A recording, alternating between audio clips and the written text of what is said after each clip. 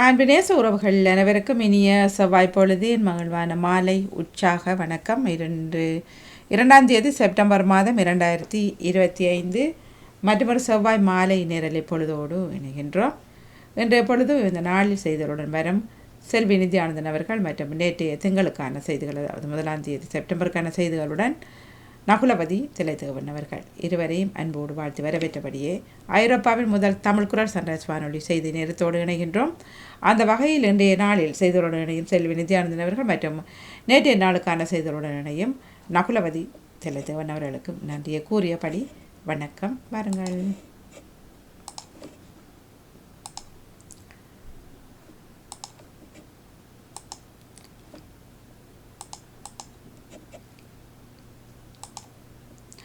வணக்கம் செல்வி நித்யானந்தன் அவர்களே.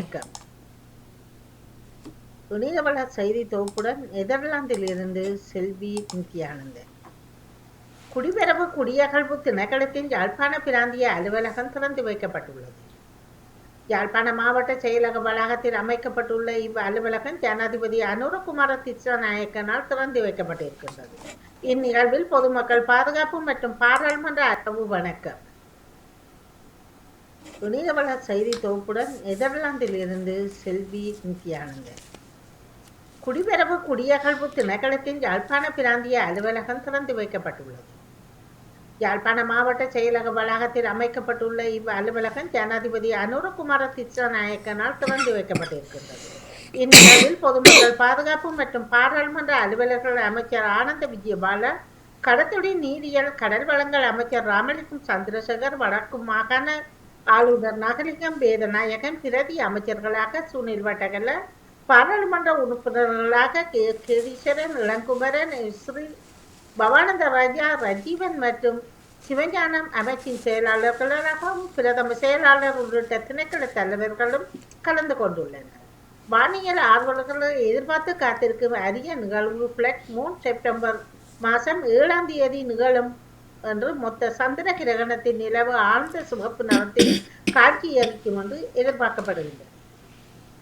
8ஆம் தேதிகளில் வானில் கண்களவு நிகழ்வாக நிலவு ஆழ்ந்த சிவப்பு நிறத்தில் காட்சியளிக்க இருப்பதாகவும் பிளட் மூன் என அழைக்கப்படும் முழுமையான சந்திர கிரகண நிகழ்வு நடைபெறும் என்று எதிர்பார்க்கப்படுகின்றது.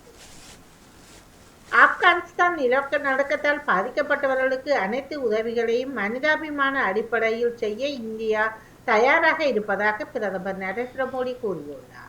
ரஷ்யா, சீனா தலைவர்களுடன் இந்திய பிரதமர் நரேந்திர மோடி பேச்சுவார்த்தை நடத்தியுள்ள நிலையில் இந்தியா அமெரிக்க மக்களின் நலன்களுக்காக இரு நாடுகளும் இணைந்து முன்னோக்கி செல்வோம் என்று அமெரிக்க தூதரகம் தெரிவித்துள்ளது.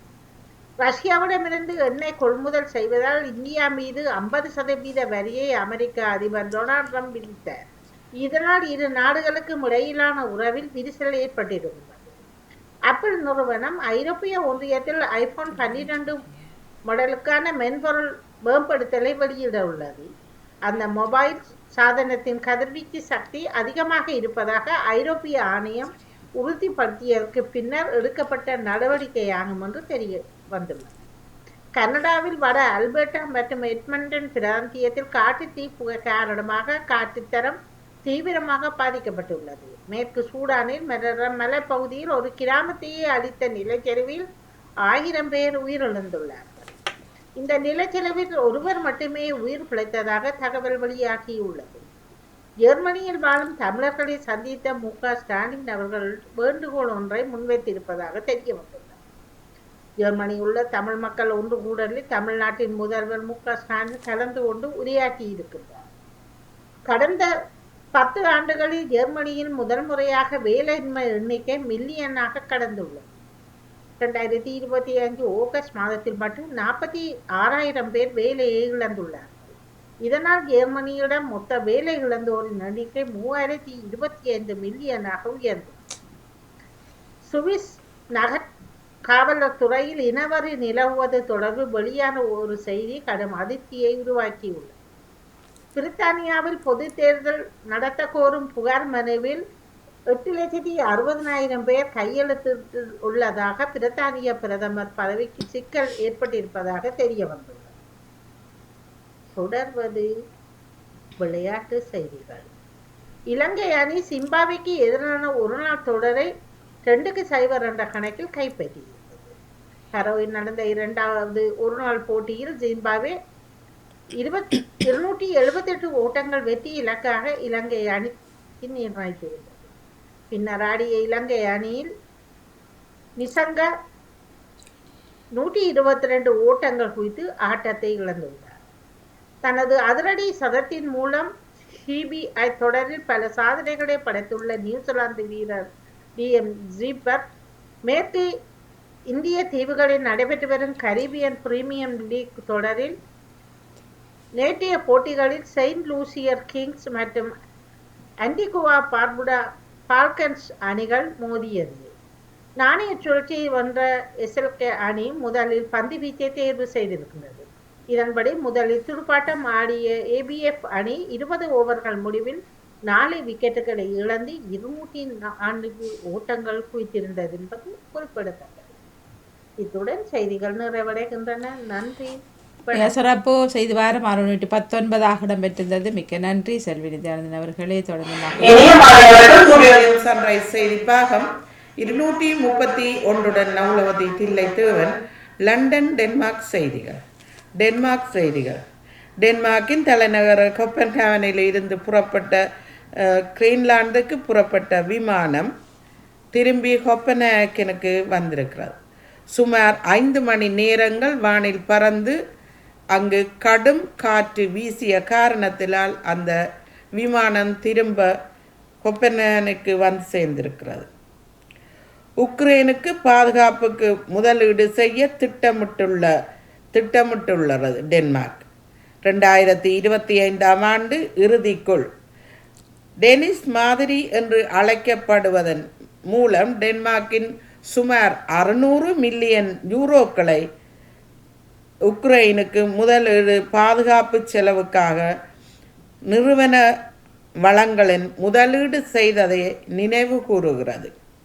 எனினும் அதிக இராணுவ ஆதரவு தேவை, நீண்டகால செலவுகள் அதிகம் என்றும் டென்மார்க் அமைச்சர் தெரிவித்திருக்கிறார்.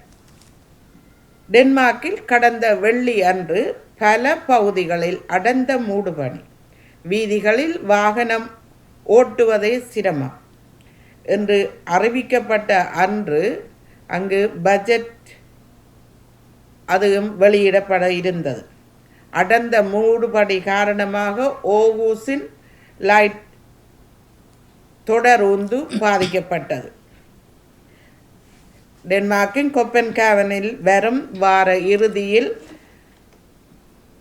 அதாவது கிறிஸ்டியன்ஸ்போர்க் கோட்டையை சுற்றி புதிய 2 விளையாட்டுக்கள் அதற்கான ஆயத்தங்கள் செய்யப்பட்டிருக்கிறது.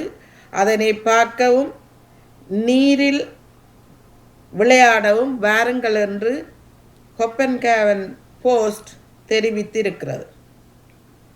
டென்மார்க்கின் பொருளாதார வளர்ச்சி கணிப்பை குறைத்தது. நோர்வே சரிவுகள் காரணமாக டென்மார்க்கின் பொருளாதார வளர்ச்சி குறைந்துள்ளதாக செய்திகள் தெரிவிக்கின்றன. இங்கிலாந்து செய்தி. பிரித்தானியாவில் வறட்சி காரணமாக இறைச்சி உற்பத்தி பாதிப்பு. 100 ஆண்டுகளில் இல்லாதவாறு தை முதல் ஆடி மாதம் வரை போதுமான மழையின்மை காரணமாக வெப்பம் அதிகரித்து காரணத்தினால் நிலத்தில் போதுமான பசுமை, அதாவது புல் வளர்ச்சி இல்லாமையினால் கால்நடைகள் மேய புல் இல்லை. இதனால் விவசாயிகள் கூடுதலான செலவுகளை செய்து உணவை அளிப்பதனால் நிலைமை பாதிக்கப்பட்டிருக்கிறது. வரும் வாரம் 8ஆம் தேதி அன்று இங்கிலாந்து இளவரசர் ஹாரி இங்கிலாந்து வருகிறார். அன்றைய தினம் மகாராணியாரின் நினைவு நாளாகும், அதாவது இறந்த நாளாகும். வெல்சைட் தொண்டு நிறுவனத்தின் பரிசளிப்பில் ஹாரி கலந்து கொள்வர். அவர் சகோதரரையும் தந்தையையும் சந்திப்பாரா என்று ரசிகர்கள் எதிர்பார்க்கிறார்கள். கிட்டத்தட்ட 200 ஆண்டுகளாக அரச குடும்பம் வருடாந்த கோடை விடுமுறையை அனுபவித்து வருகிறது. மறைந்த ராணி எலிசபெத் அவர்கள் கோடைகால பாரம்பரியத்தை நிலைநிறுத்தி வந்தார். இப்போது மன்னர் சார்ல்ஸ் அரச குடும்பத்தின் பால்மோராவின் சிறப்பு விருந்தினரை அழைத்ததாக கூறப்படுகிறது. லண்டனில் வெல் ஹோட்டலில், அதாவது விடுதியில் இருந்து அகதிகளை வெளியேற்றுமாறு வெடிக்கும் மக்கள் போராட்டம். வெளியேற்ற கூறி மக்கள் ஆர்ப்பாட்டம் செய்து வந்தனர். இதற்கு மேல் முறையீடு செய்த போது இன்றைய தினம் அதற்கு பதிலாக அதனை ரத்து செய்து அவர்கள் எதிராக வந்த தீர்ப்பின் காரணத்தினால் மக்கள் போராட்டம் நீடித்து வருகிறது. 1/9/25, அதாவது இன்றைய நாள். அனைவருக்கும் வணக்கம். நீங்கள் 62 வயதை எட்டியிருக்கிறீர்களா அல்லது அதற்கு மேற்பட்டவர்களாக இருந்தால் தெரிந்து கொள்ள வேண்டிய UK இங்கிலாந்தில் ஓட்டுநர் விதிமுறைகளில் மாற்றம் ஏற்படுத்தி இருக்கிறார்.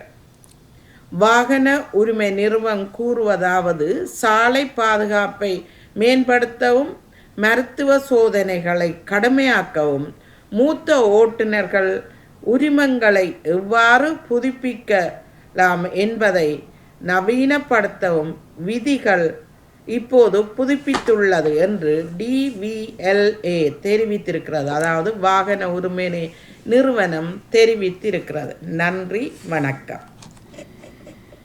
சிறப்பு, மிக்க நன்றி, வணக்கம். நகுலவதி திலைத்தேவன் அவர்களே, நன்றி, வணக்கம். நிறைவுக்கு வருகின்றது இன்றைய நாளுக்கான செய்திகள்.